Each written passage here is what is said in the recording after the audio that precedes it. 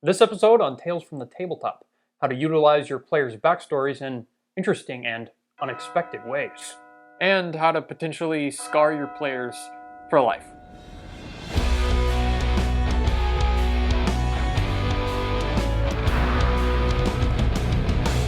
This is the story about Matthias's backstory coming to fruition.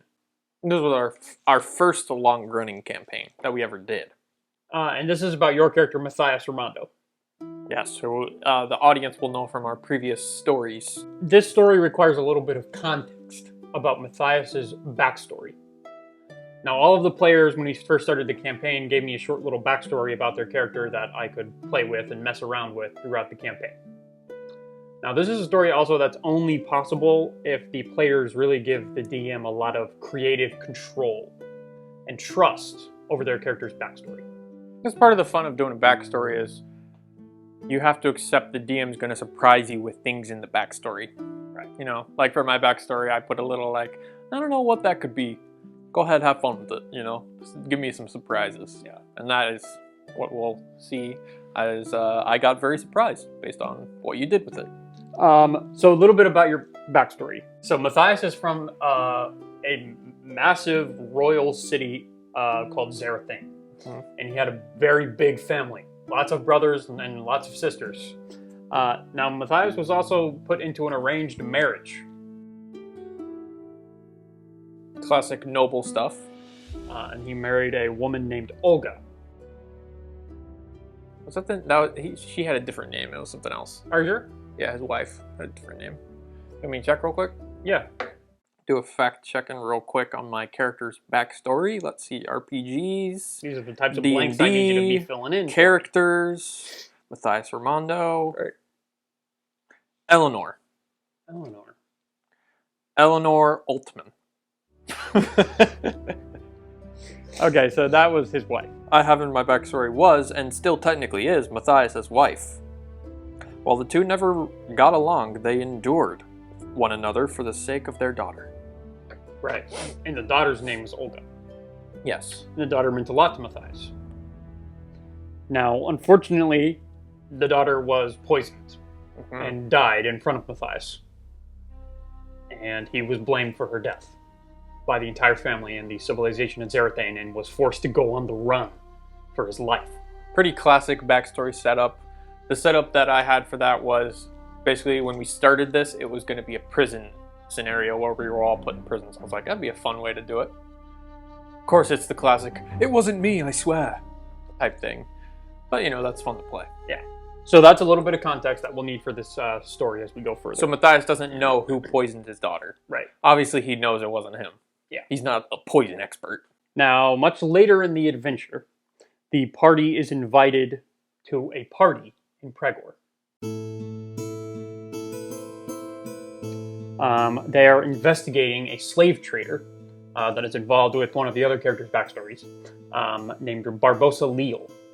Now, at this point in the story, the party has established themselves a little bit. Yeah. They currently reside in a keep in the city already, so they have a little bit of sway with the council.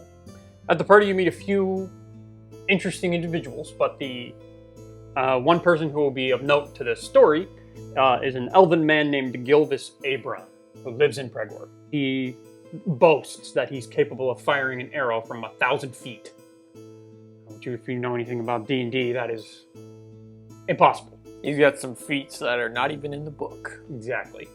There's some other things that go down at the party, but they're not going to be important to this particular story. The important thing is we kind of think Gilvus is a little bit of an arrogant a-hole. Exactly.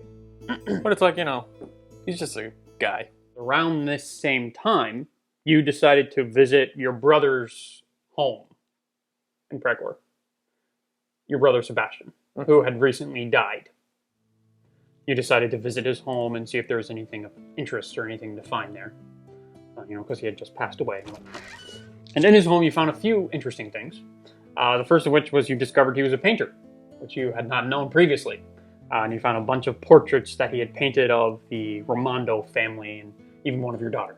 But you also found a letter that he had left for you. Do you still have the letter? I would have to go get it, but I do still have it. You want to get it? All right. It'd be cool if we had that. All right, got my old character sheet. Haven't opened this puppy up in a while. It's been a few months since we finished the campaign. Darn. It's been more than a few months. Let me search through. This is it. I think this is it. Oh, that does look like it. Yep, this is it. This is the one. This is probably 4 years old. Maybe more. Maybe 5 years old. It's even on an old piece of parchment. This paper must be pretty faded. Wow, that's pretty cool. So Sebastian, he was also part of an arranged marriage, but he didn't want to be a part of it, so he left. Right. I don't know if he mentioned that.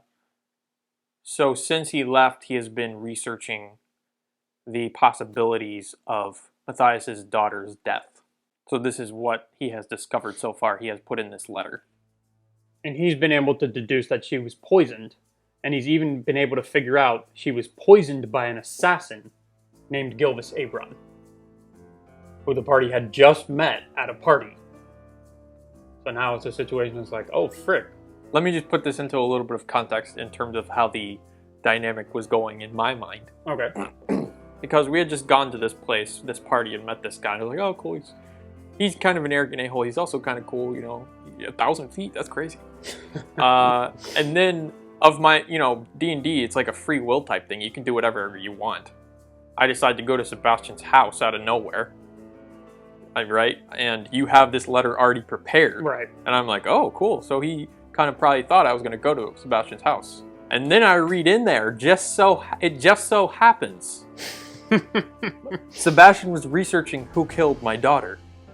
And he believes it was Gilvus Abron. Huh?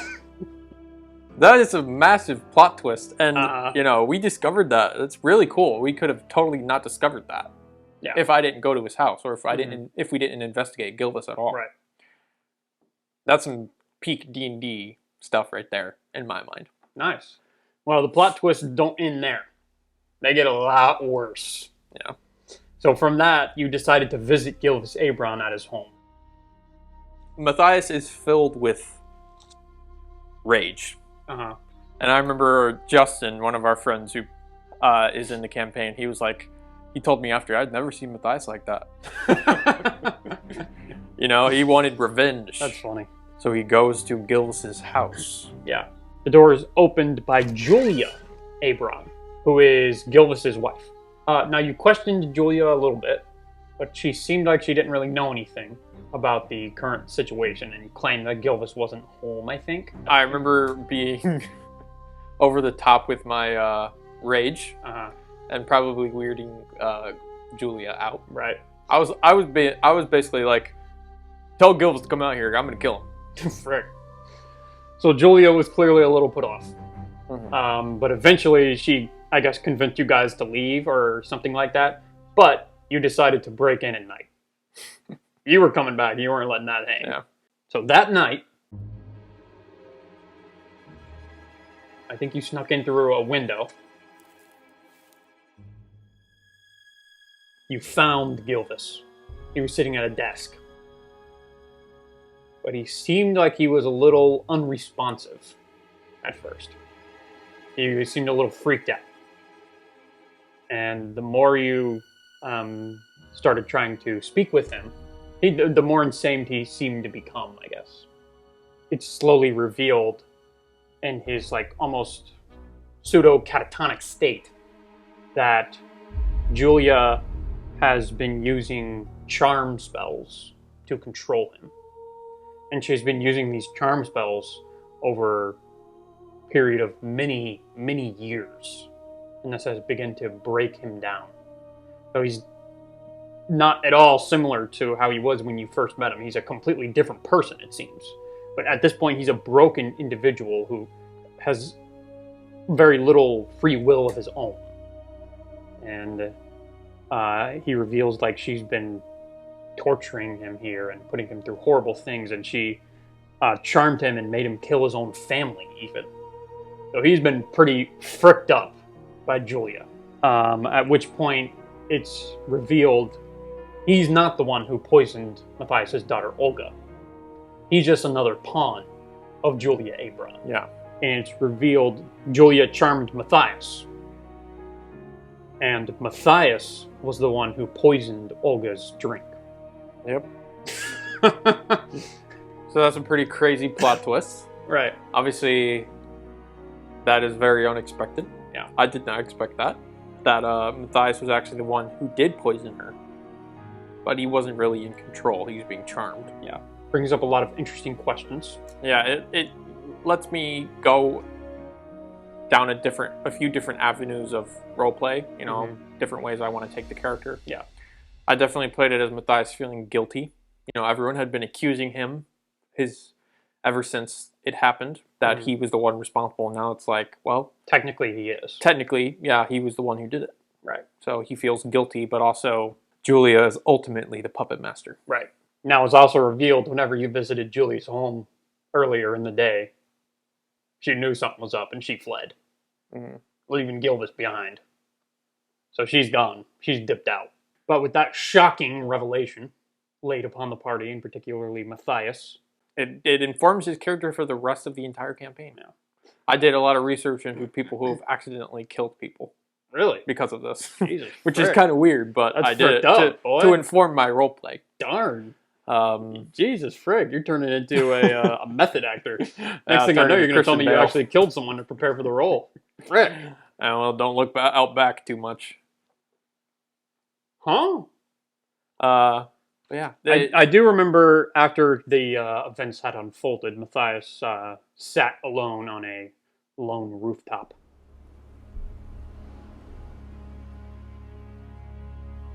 In a very quiet and somber moment. You remember that? No. Yeah, I remember that pretty specifically. He said he was very upset, not sure quite what to do, and I believe it was his best friend Elven Man who came and sat with him. Really? Mm-hmm. Wow.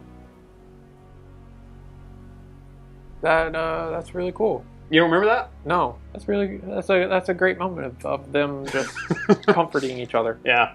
Because later on, Man goes through something as well with his backstory, and Matthias has to support him.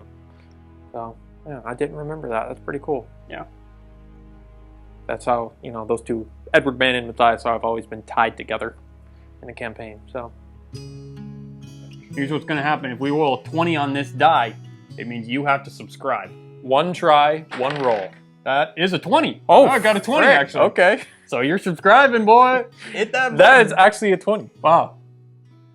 That was really... They're not going to believe that. Well, I hope they do. I was going to make a joke about us putting an insert shot of it being a 20, but